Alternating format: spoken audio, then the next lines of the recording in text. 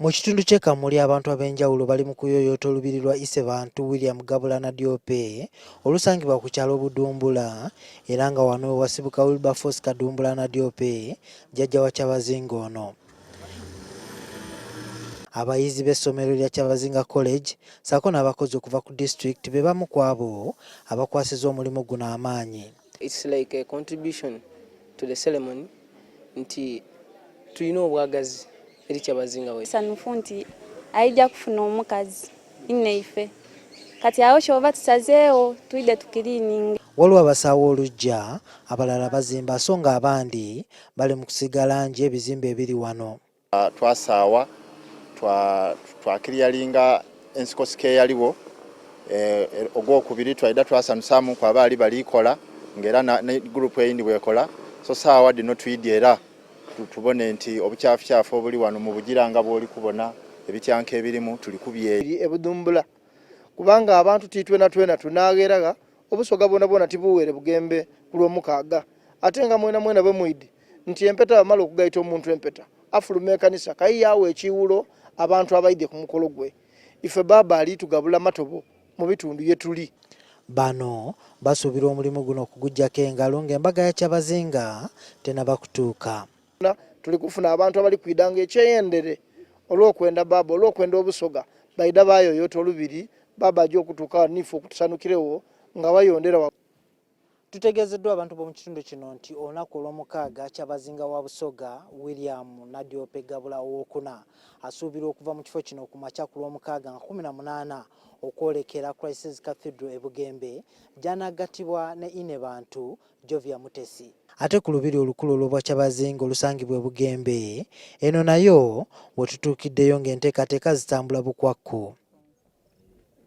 Weema omugenda okutuula abakungu tutegezeddwa nti olunatuukira olwokutaano nga buli kimu kiwedde. Gene baba balijja kuba mu kifo ekituufu nga kiyoyote nga kirungi ino kuba mpera n'okusinza obubonera wano nti buli kimu tukimaze kale ezira kiri kye tujja kukola ki era nenda okubebaza nti mwidde mu kiseera ekirungi ng'ekifo muli kibona kiri looking very beautiful buli kimu kiritambula bulungi. Okusinziira ku bateesiteesi wano wakutuulawo abagenyi abayite bokka. Categories nningi edda abagenyi b'ebeesi baba beeyese okumbagaye era nga ba VVIPs nabajja okubita mu main entrance gye muli kubona idde okubaingizaamu mebaidde batambule mpola bajje ku tujja okubatyamya obulungi then abagenyi abasinga abandi tujja kubita ku gate ey'okubiri nti tujja okubaanirikiza. Ennyambala ya gomesi ne kanzu yakukola ku kanisa amasuuti mpozi n'ebiteeteeyi byo bigenda kwambalwa abanaabeera ku reception. Itadde n'olunaavaano tujja kuba kano reception tujja kukyusa tulukinga nga reception weddiba nti abantu bambale amasuuti bambale ebiteeteeyi ebyapate bulungi ino ate era n'abagomasi bakaire baife abandi baida kusigala nga badirimu ni balata baife abandi baida asigala mu makanzu gaibwe n'amasu. Ate mu ngeri y'emu Ssaabalabirizi w'ekkanisa ya Uganda Stephen Kazimba Mugalu wakweyambisa bannamateeka b'ekkanisa wamu n'ab'omu bulabirizi bwa Busoga okulaba engeri y'okugonjolamu ensonga y'okusika omuguwa okuliwo wakati w'obwa Kyabazinga n'omukyala Alison Nadiope alumiriza nga bwe yagatibwa ne Kyabazinga. Era makati awo ne wabeeramu ensonga ez'enjawulo nga ze muzze mulaba mu mawulire naye abawolereza baffe bannamateeka baffe ku bulabirizi bw'e Busoga bali mu kuzikolako era bali ni touch ne provincial chancellor wa munnamateeka w'Obusaabalabirizi era be banaawabula Ssaabalabirizi ku ki ekiddako. N'okutuusa olunaku olwaleero abantu ssekinnoomu ebitongole amakampuni n'ebibiina eby'enjawulo bikyagenda mu maaso n'okusonda ssente ko n'obuyambi obw'enjawulo okuvujjirira omukolo gw'embaga ya Kyabazinga William Gabulana Diope owookuna ogugenda okubeerawo nga 18 omwezi guno. Mu basitukiddemu olwaleero bwe Bukama bwa Toolo obuvujjiridde omukolo guno n'obukadde 10. Bw'abadde awaayo obuyambi buno omuhikirwa wa Tooro Stephen Kiyingi asabye gavumenti ya wakati okwesiga obukulembeze bw'ennono mu kulwanyisa ebizibu ebiri mu ggwanga naddala endwadde. I really want to address government here and say, please turn your eyes on us as cultural institutions and let us partner together to save our country.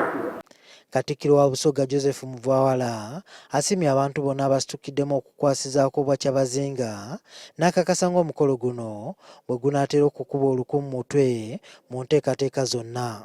Olwaleero ndikoberera nti mwina akubwa muwe tikobye nti gwowo ayikola ki muwe banji kuima mwidhi yetubise niye tutandikire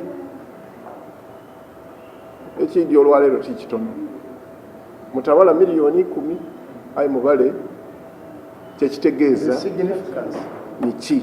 Ate abasawo b'ekinnansi abakolera mu Busoga nabo bawaddeyo ente n'akakadde kamu.